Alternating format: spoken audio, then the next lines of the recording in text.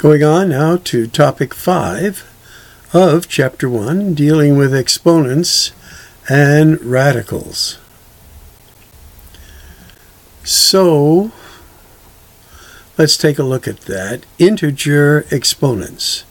That is, exponents that are either a whole number or an integer. Now, in section 1.2, we talked about if our bases were the same, and we would multiply these variables just by adding the exponents. Now, if we're going to divide, here we have 6 to the 5th power, 6 to the 2nd power, and written out, it looks like this.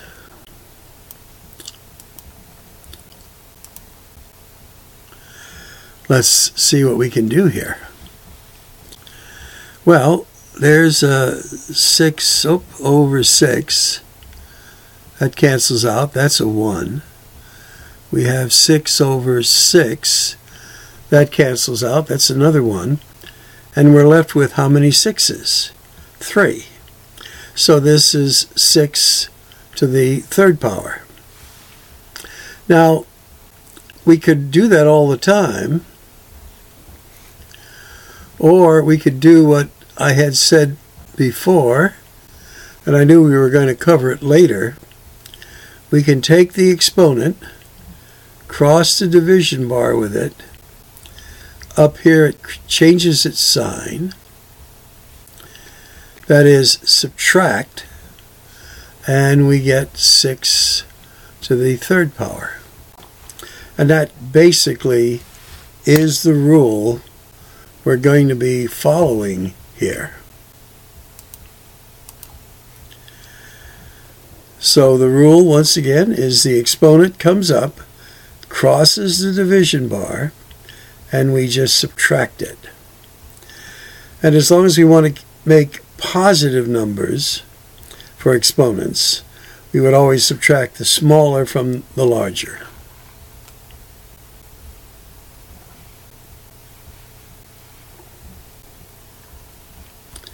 So again, we're going to bring the 4 up across the division bar, subtract it, 5 to the 3rd. Subtract the 5 from the 10, and get this in parentheses now. That's our base to the 5th power. And the same thing holds. If our base is the same, we just raise the exponent above the division bar, change its sign. Now, another rule dealing with exponents is products, which is a times b, that are being raised to a power. Now, in a sense, let me write this out for you so you see it. We have a, b to the nth power. Now, there is an exponent by the a that we don't write. It's a 1.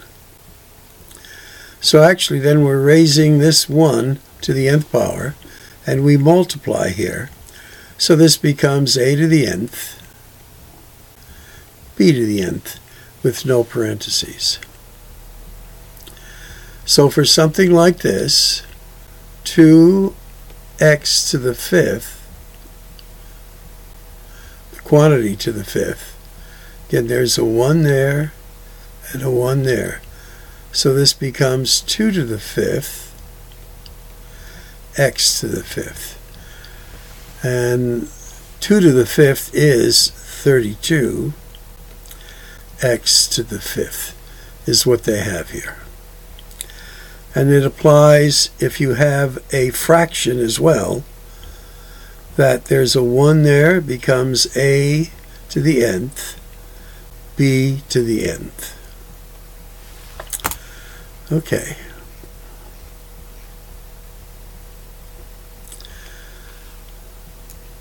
Now we'll just review these using what's in the book there. So it's going to be 5 to the third, which is 125, and then y to the third, y to the third. Now here we're going to multiply 2 to the times 4 is c to the 8th, d to the 12th. This is sort of an intermediate step. You do that mentally. And this is x to the 6th. 2 to the 6th is 64. And this will be a 12, and this will be a 9. Okay. Again, pretty straightforward.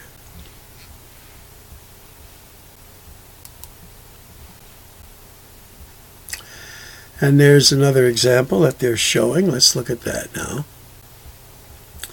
This will have to be done in 2 stages, I'm pretty sure. So this is going to be r s to the 6th, and this will be r to the 8th. Now this becomes r to the 6th, s to the 6th, r to the 8th.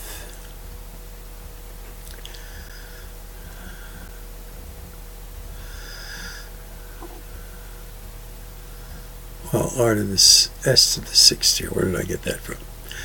Okay, so r to the 6th, s to the 6th over r to the 8th. All right, now we know we can do some canceling here. We want to keep our exponents positive.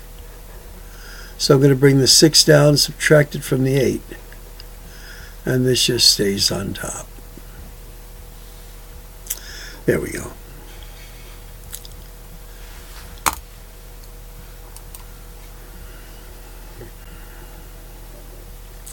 Now we're going to take a look at what is called negative exponents.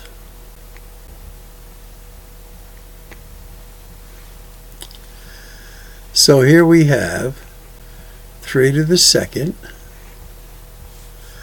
and then 3 to the 4th. Well, again, if we bring this 4 up, this will become a negative 4.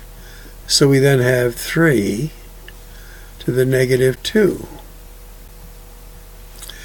Now, again, we often don't want to have negative exponents.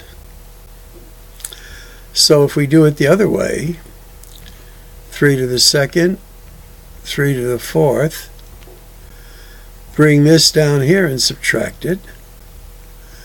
And remember there's a times 1 there. This is going to be 1 over 3 to the 2nd in the denominator. So when we look at our negative exponents, 3 to the negative 2 is the same as 1 over 3 to the 2nd. So all we're doing there is taking this negative exponent along with its base, leaving the one that's not written up there, bringing it down, and these are equivalent. And again, they're showing you the work. So as we look at the rule for it, a to the negative n becomes just 1 over, bringing this down to the denominator, becomes a positive. And here are a few examples. 3 to the negative 2 is 1 over 3 to the 2nd. Simplified is 1 over 9. X to the negative 1 is just 1 over x to the 1st. We don't write the 1. Now, this next one is sort of interesting. I'm going to show you a little shortcut for it. When you have a fraction and it's to a negative exponent, all that that is equal to is you take the reciprocal of this, which is 4 over 3, and that then becomes a positive exponent, which is just 4/3.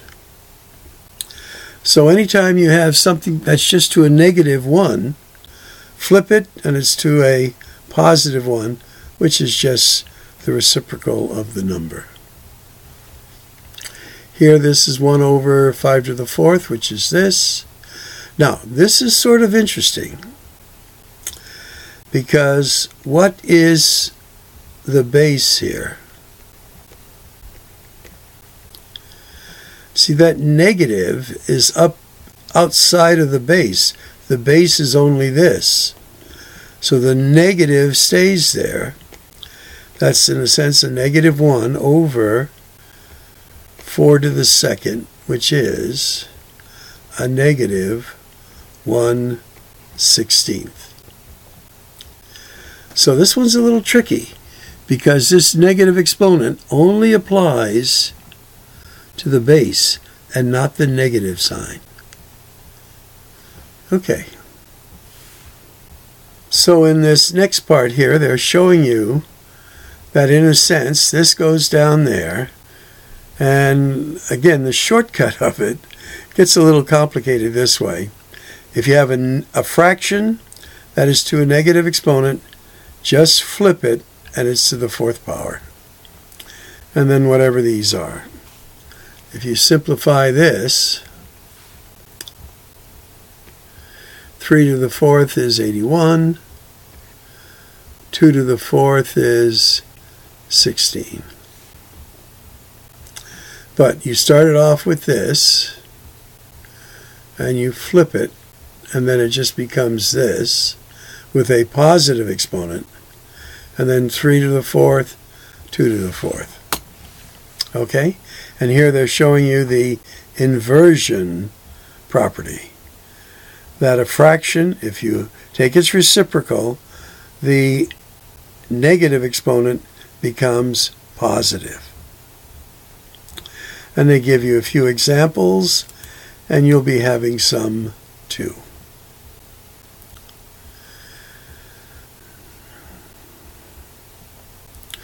Okay, we're now getting ready to look at roots and rational exponents.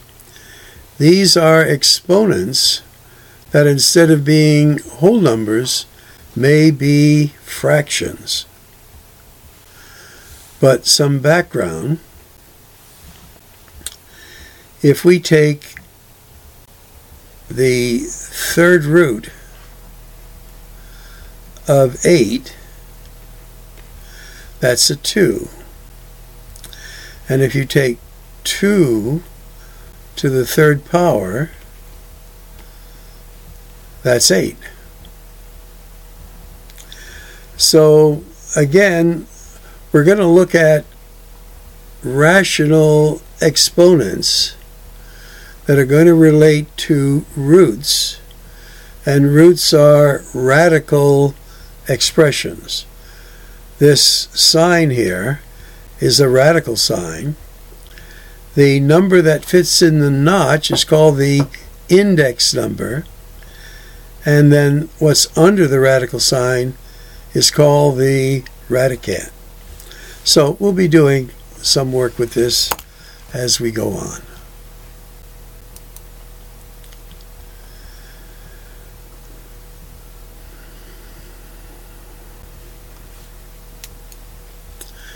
So let's look at some background here. If we had a to the 1/2 power, which is, again, this is the exponent, but it's a fractional exponent, times a to the 1/2, we add that together and we just get a to the 1st. Now, there is a relationship that we'll be building as we go on. And if we say a to the 1 over n, that this is a fractional exponential form, this is related to a radical. Now the a, which was the base, now becomes the radicand. The denominator of our fractional exponent, this n, the denominator, becomes our index number, and the numerator, which is the exponent, just goes right there. So if we had a to the 1/2 power, that would be equivalent to radicand a, index number 2, to the 1st power. Now we never write a 2 in this little notch. If something is a 2, we just don't write it. Automatically, if there's no number there, it's a 2. So a to the 1/2 power is equivalent to the square root of a. Okay, let's look at some of these now.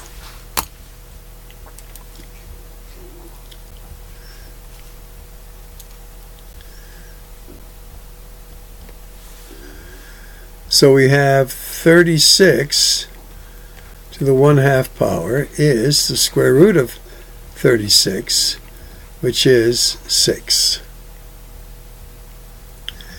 And we can just look at this. Square root of 100 is 10.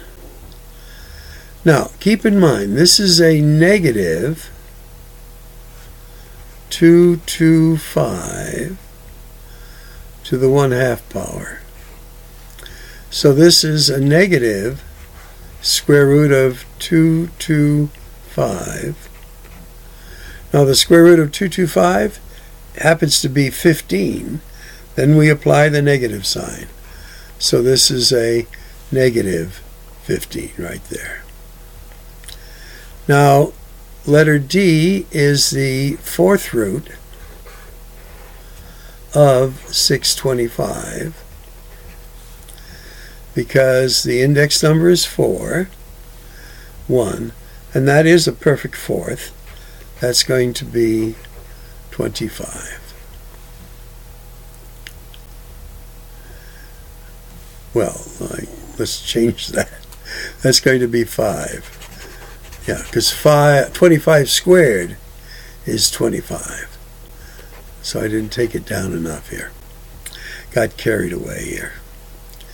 Okay, now, an interesting thing, the 4th root of a negative 1296. Anytime your index number is even and you have a negative sign under the radical, that's not possible. So there is no real number solution if you have an even index number. Since you have, for instance, the square root of negative 4, are there any two numbers that are exactly the same that you can multiply to get a negative 4? And the answer is no.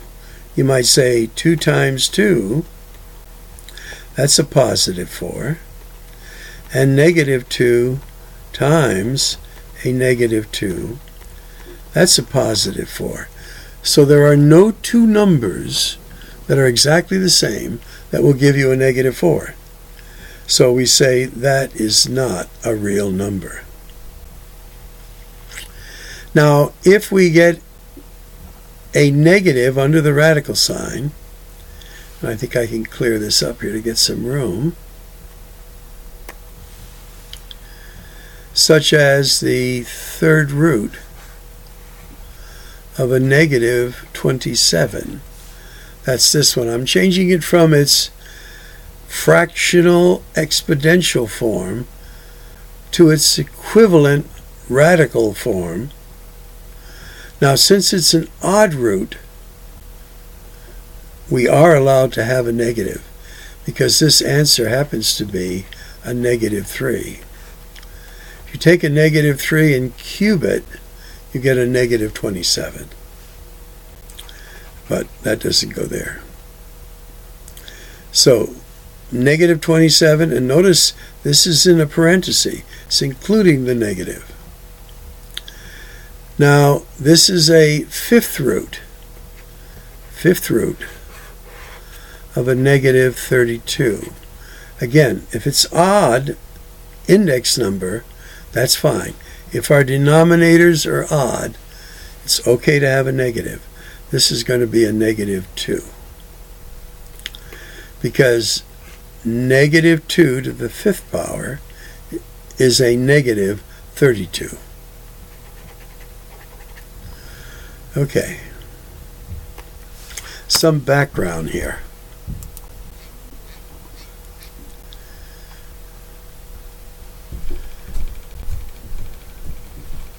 And it's just showing us that this will work. Okay. Let's see what they want us to do here. Now, again, these are all examples of exponential fractions, and they are related to radicals. And if you put them in their radical form, they're very easy to work. So again, let's put a radical sign by each of them. We're going to convert these to their radical form. Now the denominators are the index number.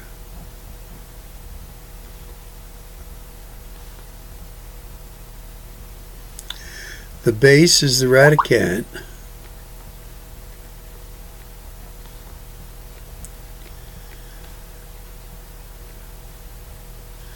And these exponents now we're going to put out here.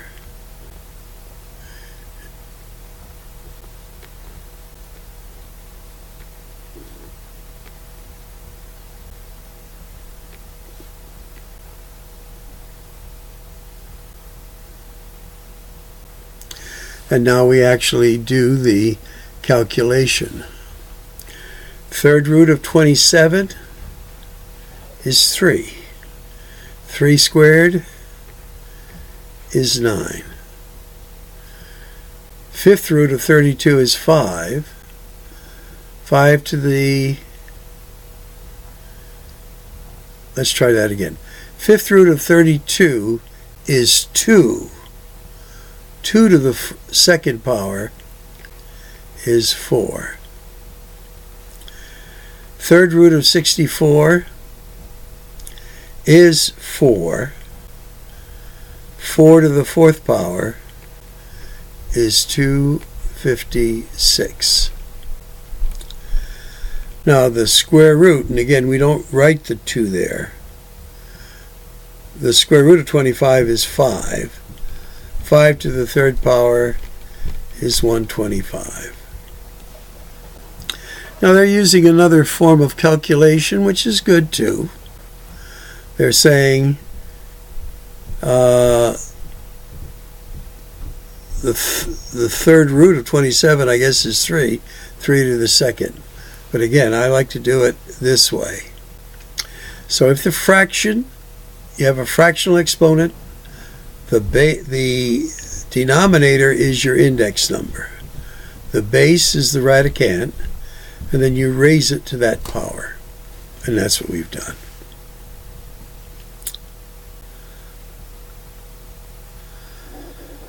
And they're giving us some error messages sometimes if you're using your calculator for this.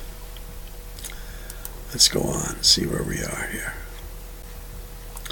So here's a little chart. If I were you, I'd copy this in my notes. This gives a summation of all that we've done.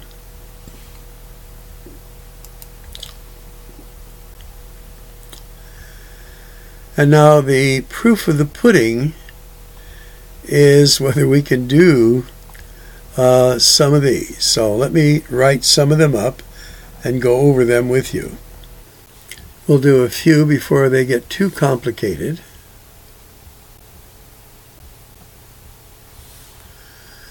So here we're going to just add the exponents. This gives you 7 Negative 4 6 to the second, which is 49. And that checks. Now here, to add our exponents, we have to have common denominators. So this is going to be 2 times, and what's our common denominator here? It's going to be a 12. So 4 times 3, this is going to be 8. This is going to be 4 times 3 is 3. So 5 times 2 is 10. 8 and 3 is x to the 11 twelfths. And I don't like the way they're writing this, but I guess it's okay. Here we're just going to move the negative 6 up. Here it becomes a positive. So 14 plus 6 gives us this. And for letter D, let me set that up.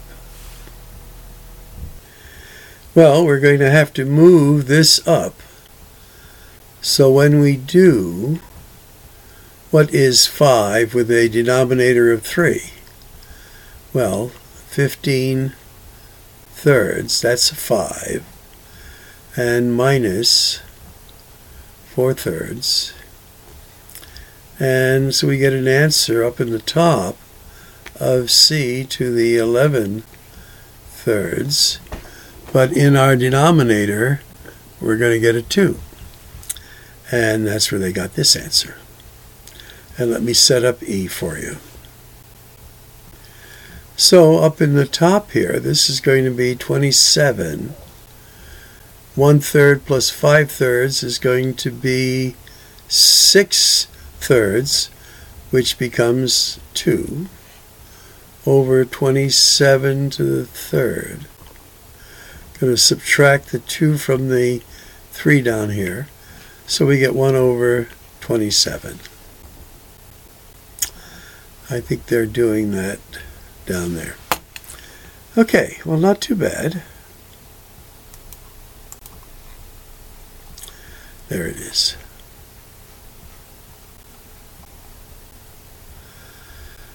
All right, and over here we're getting some tedious ones. Let me set that up.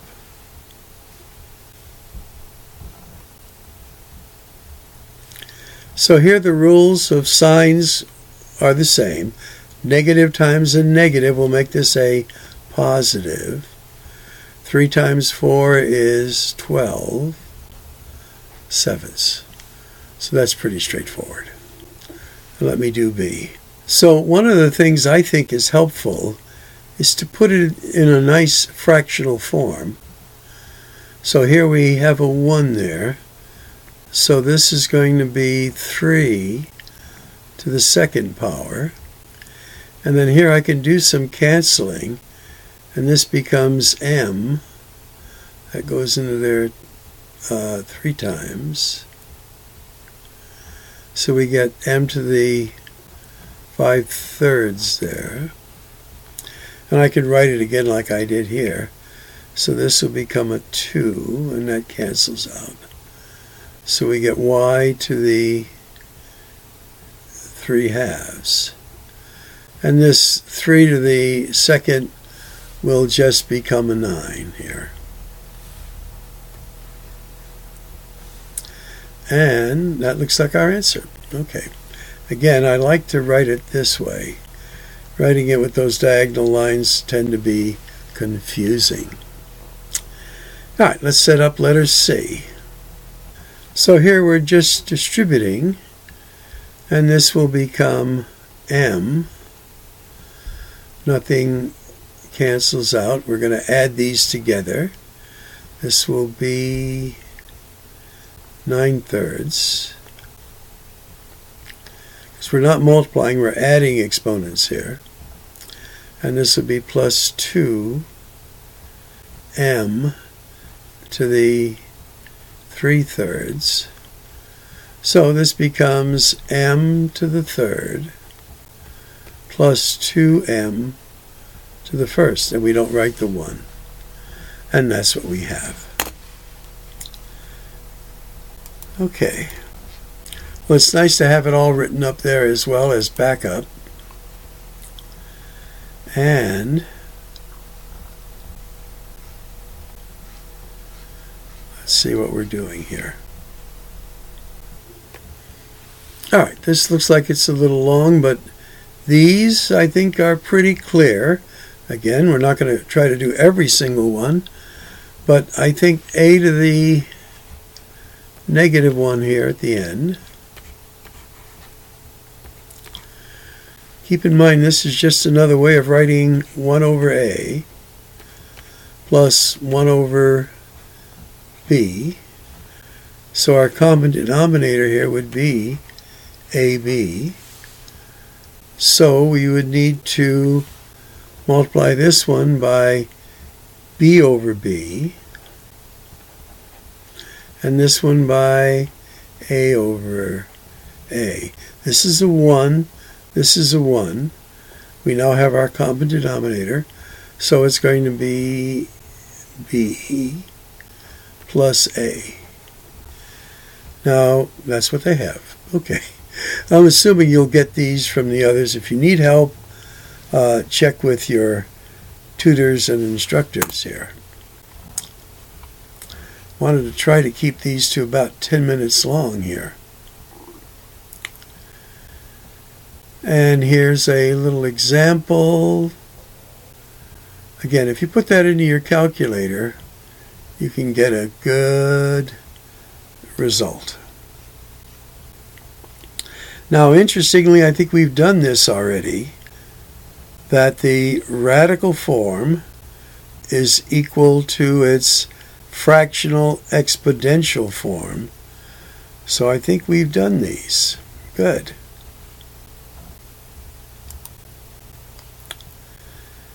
And a few more topics here. Let me go over some of this. Now, when you see something like this, the square root of x squared, you would think that that would be an x. Because if you recall, there's an index number of 2 there. Take away the radical sign, put it in this form, and this becomes a 1, and you get an x. But keep in mind, this could have been, if you had here, let's say a 4, 2 squared could have been a negative 2 squared, negative 2 squared, or 2 squared. Both of these are a 4. To ensure that, they want you to write it in its absolute form, keeping in mind there could have been a negative that you squared, and that's what they're illustrating here. All right, let's see.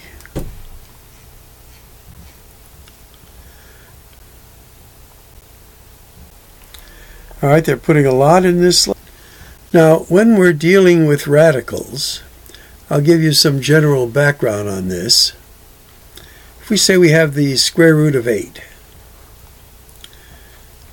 Now, if we were asked to simplify that, I've always told students to see, by setting up 2 radical signs, if you can find a perfect square factor that 8 might have, which is 4, and you're left with a 2.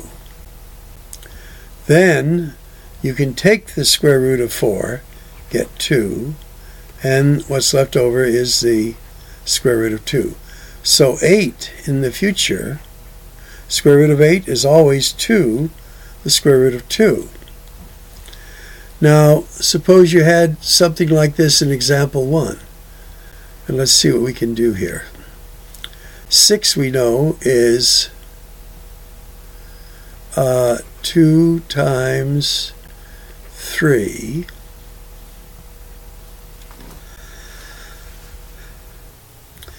is 6 times 9. So actually this is a 6. So underneath our radical sign, in a sense, we have 6 here and 6 there. That would be 36. 6 times 6 is 36. And that's a perfect square. And we have 9 is a perfect square. So the perfect square of 36 is 6. The square root of 9 is 3. And they're saying that gives you an 18. So if you multiply your radicands and get one big one, this happens to be a perfect square. And they're showing you that way here too. Now another way to do this one is you take the square root of 7 and separate it, square root of 64. Square root of 64 is 8. So you have the square root of 7 over 8. Now for letter C, we have, let's see, the square root of 25 times the square root of 3 minus the square root of 4 times the square root of 3. I'm just teasing these apart into perfect square factors. So this now becomes 5, the square root of 3, minus 2, the square root of 3. And in a sense, you can consider these as variables. We're just going to deal with our numerical front of these. So 5 minus 2 is 3, the square root of 3, which is what they have right there.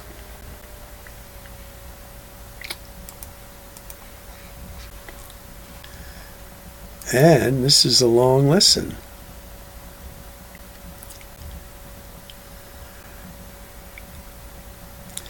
Okay, we're going to do some foiling now. Wow. So let's do some foiling here. This times this is going to be 2 times 8 is 16. Square root of 16 is 4. Now my outers is a negative 5, the square root of 2. My inners is plus 3. Now we said the square root of 8 was actually the square root of 2 times the square root of 4 times the square root of 2. So this is going to be 6, the square root of 2. And then our last is a negative 15. So we have here a negative 4 and a negative 15 gives us a negative 11. Then we have a negative 5 and a 6 just gives us a plus 1 that we don't write, the square root of 2. And there that is. Now in letter B, these are conjugates that we mentioned a long time ago. So when we deal with conjugates like this, the middle terms cancel out. So this is the square root of 49, which is 7. This is the square root of 100, which is 10. So this ends up being a negative 3. So not too bad. But again, lots of stuff, and we are approaching 40 minutes here. Wow.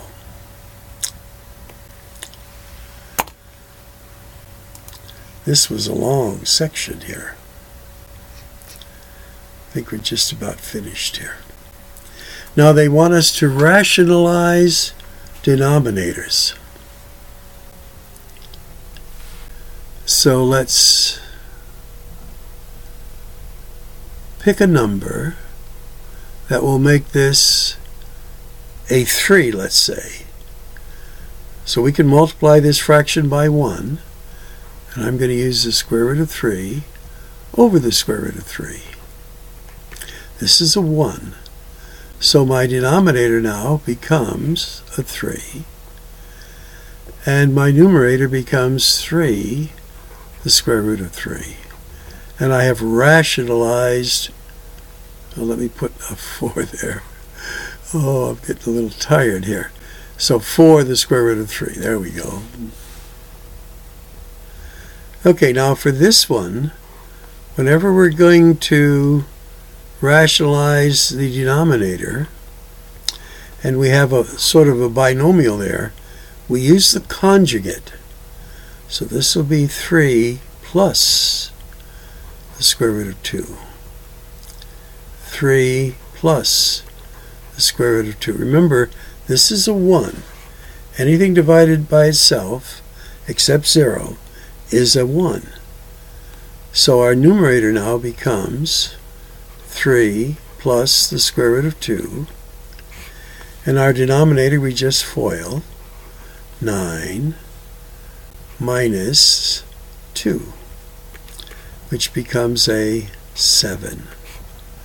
So we have 3 plus the square root of 2 over 7. Wow. Now when we're asked to rationalize the numerator, it's the very same process, but now we have to have 1 for our numerator that will be its conjugate, and they're showing that there.